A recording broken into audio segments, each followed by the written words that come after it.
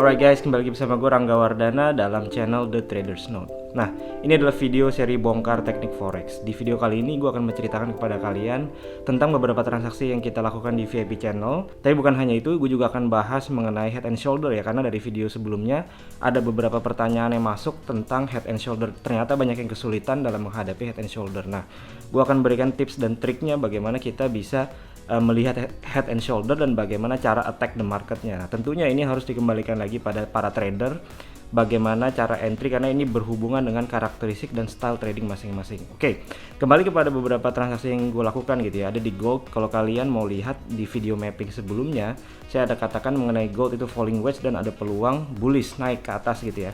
Nah, di awal minggu ini pair gold ini dia ketika falling wedge-nya mulai mau tembus, ternyata di situ dia tidak confirm untuk entry dan dia akhirnya jatuh dulu ya. Nah, setelah dia retrace balik ke atas, di situ gue putuskan untuk lakukan entry sell terlebih dahulu. Kurang rasa levelnya sekitar 17-16an. Dia ada turun sekitar 50-70 pips, kita berhasil stop loss geser ke entry point dan ada beberapa juga yang take profit di situ ya ketika sell-nya. Lalu dia ternyata berbalik arah dan akhirnya kita putuskan untuk entry di sekitaran 17.20 dan itu naiknya sekitar 200 pips. Nah, di akhir minggu gold sempat jatuh kembali, tapi sebenarnya ini tren pendek untuk naiknya masih tetap bertahan. Oke. Nah, di New Zealand Jepang Yen juga itu sesuai dengan mapping yang telah gue bikin di video sebelumnya ya. Kalian bisa coba lihat videonya di atas ini, gue taruh ya linknya. Di situ gue ada jelaskan mengenai bahwa New Zealand Jepang Yen ini masih di dalam tren bullish naik dan dia tertahan di area support dan di situ dia membentuk base dan pada akhirnya dia naik kembali. Oke, sebelum kita mulai jangan lupa untuk klik like, subscribe, dan share. Klik juga link di bawah ini di deskripsi dan bergabung di channel telegramnya The Traders Note. Mari kita masuk ke konten materi. Ya, oke guys, sekarang kita sudah mulai masuk ke konten materi ya. Nah, ini kan video seri bongkar teknik forex, jadi gue akan membahas tentang beberapa transaksi yang kita lakukan dulu. Baru nanti setelah itu gue akan bahas mengenai head and shoulder ya, karena ada beberapa komen yang masuk dan bertanya mengenai head and shoulder. Oke, nah ini gue ulang sekali lagi mengenai 4 langkah dalam analisa trading forex ya. Ini supaya kita tidak kebingungan, jadi gue akan selalu ulang-ulang terus supaya masuk ke alam bawah sadar dan ini membuat kita framework itu jadi benar gitu. Nah, yang pertama yang kita lakukan adalah kita selalu identifikasi dulu, jadi bukan langsung entry. Yang kita identifikasi adalah tren dan momentum, baru kita lakukan prediksi gitu ya, direction sebagai arah dan target price-nya. Baru nanti di sini nomor 3 berikutnya adalah kita menentukan cara entry, karena ini berkaitan dengan skill dan gaya trading masing-masing. Oke. Nah, sekarang kita akan mulai masuk dan yang pertama gua akan bahas adalah di New Zealand Jepang Yen dulu ya, karena di New Zealand Jepang Yen ini cukup simple kemarin. Nah, kita melihat, saya ulang ya. Pada saat kemarin kita trading itu di sekitaran sini. Kemarin itu di sekitaran sini ya, New Zealand Jepang Yen itu, dan pada saat terjadi di sini nih kita majuin pelan-pelan. Saya pakai fitur putar ulang by the way, ini yang ada di trading view dan ini kita bisa potong kanannya gitu ya. Jadi kita seolah-olah seperti trading live gitu ketika kita ngulang nih. Ini bagus banget untuk backtesting. Oke. Nah, di sini ketika ini terjadi kita melihat bahwa identifikasi trennya bagaimana gitu ya. Dan ini kita lihat bahwa trennya naik. Nah, bagi kalian yang baru mengikuti YouTube channel saya tuh bikin zigzag dulu. Biasanya kita bikin zigzag trend dan itu 2 candle. Jadi artinya kalau ada 2 candle merah, saya bikin zigzag turun lalu dia naik seperti itu ya. Nah, ini biasanya kita akan melihat di mana area resistance dan support yang bagus dan dia masih di dalam tren bullish tuh kemarin. Nah, ketika ini terjadi, kita masuk ke H4. Dan saat ini ya kondisi kemarin itu dia di area atas ini sedangkan support yang key levelnya di bawah sana. Artinya kita mesti bikin dulu nih tren atau zigzag di H4-nya. Nah, kalau di H4 kita sudah melihat bahwa ketika dia terkoreksi kemarin di area bawah sini dia sudah cukup terkena ya, mantul di area demand-nya di sini. Karena di sini ada zigzag naik ke atas dengan impuls yang cukup kuat lalu dia terkoreksi, dia ketahan di sini. Nah, kita melihat bahwa ini ada peluang bahwa si New Zealand Jepang Yen itu akan kembali naik ke atas gitu ya. Paling tidak itu kembali ke area atasnya di sini. Nah, ini kalau dia di dalam trend bullish gitu ya, harusnya dia bisa kembali naik ke area atasnya paling tidak ke 78,6 level Fibonacci-nya gitu ya. Nah, yang kita lihat price action di sini kita mulai melihat bahwa ini ada EMA 50 ya, kita pasang dan dia sudah membentuk mulai double bottom. Nah, dari pergerakan seperti ini saya bisa melihat bahwa ini bisa menjadi satu gerakan naik untuk ke atas. Nah, kurang lebih seperti itu ya. Dan ya udah kita entry, pada akhir kita play, oke. Nah, di sini dia sudah naik dia turun kembali. Ini cukup melelahkan ya kemarin New Zealand Jepang Yen itu, karena dia sideways cukup panjang. Kalau Anda perhatikan nih candle H4 itu kita disuruh nahan posisi itu 2 hari lebih loh. Jadi hampir hari ketiga baru dia akhirnya push naik ke atas gitu ya. Dan di sini saya putuskan untuk exit ya, karena selain udah agak lama nunggunya dan dia udah hampir kena TP juga gitu ya. Jadi dan ini udah cukup bagus karena risk rewardnya udah lebih daripada 1:1. Oke, lalu yang kedua ada di gold ya. Nah di gold ini oke, kita ulang kembali ya, kita ulang kembali. Nah kemarin minggu lalu ya, di awal minggu saya ada katakan gold itu falling wedge dan itu di H4. Kita langsung aja di sini. Kemarin dia falling wedge di sini, saya matikan dulu. Di sini ya, falling wedge-nya di sini. Oke, kita ulang. Nah, saya ada katakan kemarin ya bahwa falling wedge itu kalau dia tidak dikonfirm tembus ya, itu sebenarnya dia bisa drop gitu. Dan ini yang terjadi kan, dia naik lalu dia drop. Itu artinya ketika dia kuncinya adalah ketika di sini dia mulai tembus ya. Oke. Biasanya yang saya lakukan, saya melihat bahwa ini kan ini kan di H4 ya, dia tembus di H4. Lalu biasanya saya akan turunkan ke H1 gitu untuk melihat price actionnya. Nah, kalian coba tonton deh video saya mengenai trading system yang namanya adalah trendline break and retest gitu ya. Di video minggu lalu saya juga ada katakan bahwa cara entry-nya adalah ini kan ada trendline nih. Biasanya saya tunggu ini udah break ya, saya akan tunggu retest 2 candle lalu membentuk swing low baru entry. Nah, ini yang terjadi. Dia ketika koreksi ya 2 candle dan dia tidak pernah membentuk swing low. Nah, dia langsung jatuh seperti itu. Artinya ini membuat saya untuk tidak trading buy gitu. Meskipun dia break daripada falling wedge. Jadi kita di dalam identifikasi kita melihat falling wedge lalu kita mengidentifikasikan dia sudah break dan kita prediksi misalkan pada saat itu bahwa arahnya ini akan naik ya. Ini contoh ya. Ini dasar pemikirannya seperti ini. Dasar pemikirannya kurang lebih seperti itu ya. Oke, wait. Ya. Kita mengekspektasikan dia akan naik, tapi ternyata di sini tidak terjadi reaksi harga yang kita inginkan gitu deh. Sehingga di keputusan entry itu nggak ada gitu untuk buy di gold kemarin itu ya.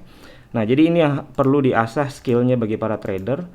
Selanjutnya apa yang kita lakukan? Ya udah, saya mundurkan lagi time frame-nya gitu ya untuk melihat bagaimana apa yang bisa kita lakukan. Kita bisa recalculate gitu ya. Biasanya saya melihat seperti ini gerakannya kemarin. Oke, dan saya geser trend line-nya gitu ya.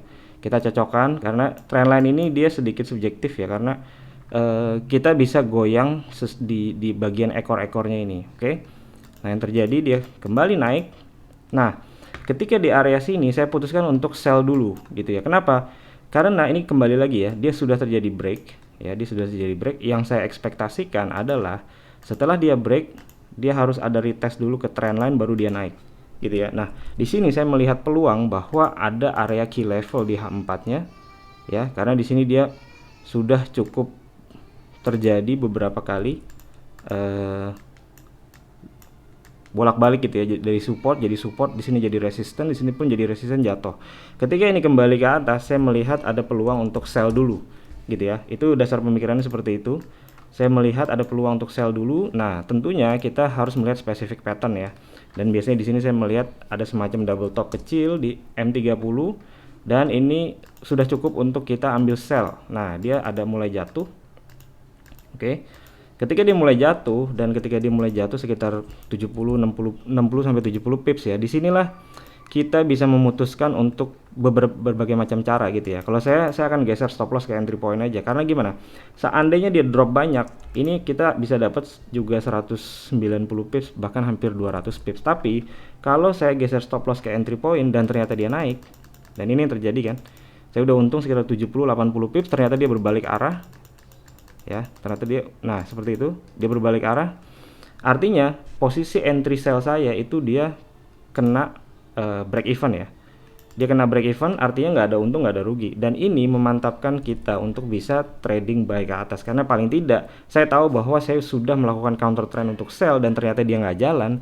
Ketika ini terjadi ya saya kembali lagi dengan teknik simple ya, yang salah satu metode yang saya berikan juga di YouTube channel, namanya adalah trendline break and retest baru dia akhirnya naik. Oke, ini yang terjadi di gold dan dia berhasil naik.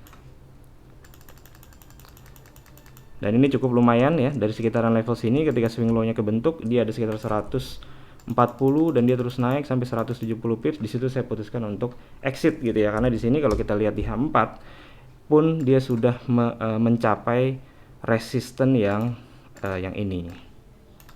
Oke. Nah, ini kurang lebih transaksi yang kita lakukan di beberapa pair kemarin. Lalu saya akan masuk juga di komentar ya, di komen yang mengenai apa nih, dari Mas Arya Piantara nih. Mas, kalau boleh request video terjadi head and shoulder dan pennant di stokastik. Terkadang head and shoulder kalau bahu kanan udah turun, perasaan kok malah jadi bentuk pola pennant yang punya arahnya ke atas. Jadi seperti ambigu gitu ya, seperti bingung, yang harusnya misalkan head and shoulder arahnya turun, tapi pas di bahu kanan dia juga bisa ternyata naik. Dan terkadang terjadi head and shoulder bahu kanan turun sedikit malah naik jadi double top. Dan yang terakhir ucapan terima kasih. Oke. Lalu dari Dimas Endri, nah iya tuh head and shoulder, aku tunggu. Ada lagi nih Parangga, setelah entry apa yang kita harus sebaiknya lakukan?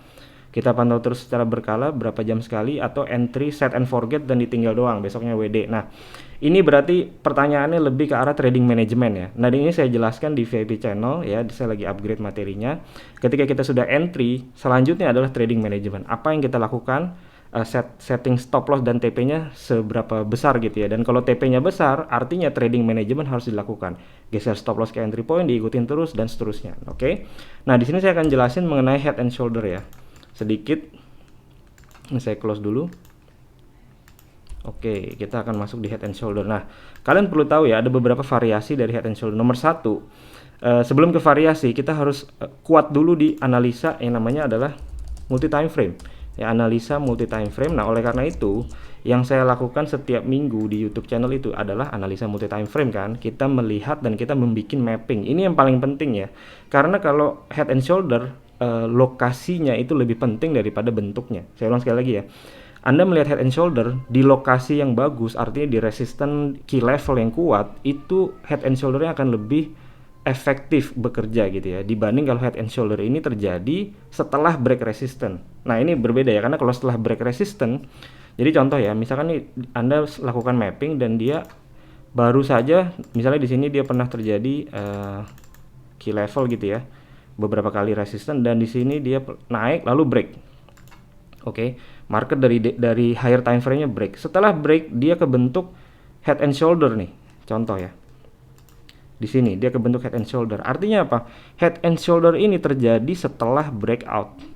Oke, yang dimana breakout itu merupakan sebuah continuation ke arah resistance yang lebih tinggi. Nah, disinilah mulai pentingnya analisa multi time frame. Artinya ketika di sini terjadi head and shoulder, sangat mungkin sekali dia hanya ya bikin koreksi sedikit, lalu dia push naik ke atas. Dan inilah seringan terjadi di mana head and shoulder yang terjadi di sini, misalnya ada head and shoulder ya, ternyata dia berubah menjadi falling wedge di sini, gitu. Karena kalau kalian perhatikan, ya terkadang bentuk head and shoulder, kayak gini ya head and shoulder ya. Nah, seperti ini awalnya head and shoulder, kita berekspektasi dia akan turun, dan ternyata dia hanya turun sedikit, lalu menjadi bentuk seperti ini. Ini pasti sering kalian lihat ya. Dan dia menjadi falling wedge, dan pada akhirnya falling wedge-nya dia push dan menembus atasnya, bahkan dia new high terus-terusan naik ke atas. Oleh karena itu tadi balik lagi nomor satu adalah analisa multi time frame. Ya, pastikan kalian melakukan mapping yang benar-benar bagus gitu ya. Identifikasi prediksinya itu benar-benar sesuai dengan apa yang kalian lihat di market, bukan apa yang kalian pengen lihat. Nah, itu yang pertama mengenai analisa multi time frame. Yang kedua adalah kalian harus tahu bahwa yang namanya head and shoulder, misalkan dia udah di area yang bagus ya, di area yang bagus, itu ada beberapa variasi. Contoh ya, variasi pertama adalah yang benar-benar bentuknya ideal gitu ya. Yang ideal itu yang seperti ini, dia bentuk bahu kiri, head dan bahu kanan itu besarannya sama ya, kurang lebih lah. Mengenai jaraknya, mengenai candlenya ada berapa, itu kurang lebih benar-benar mirip. Nah, ini yang ideal banget, dan biasanya kalau yang seperti ini dia akan ada trend line di sini. Oke. Nah, cara entry yang saya lakukan kalau dia bentuknya seperti ini gitu ya, misalkan dia ini di area resistance yang kuat gitu ya, contoh ya, di sebelumnya ada resistance yang kuat dan ini udah confirm semuanya dari sisi mapping, saya tinggal melihat cara entry. Nah, ini biasanya saya akan pakai trendline break and retest ya, saya akan tunggu break, retest, baru saya akan masuk posisi sell di sana dengan menggunakan konsep candlestick pattern setelah terjadi breaknya tersebut. Oke, ini yang variasi pertama. Variasi yang kedua ya, saya akan geser naik ke atas.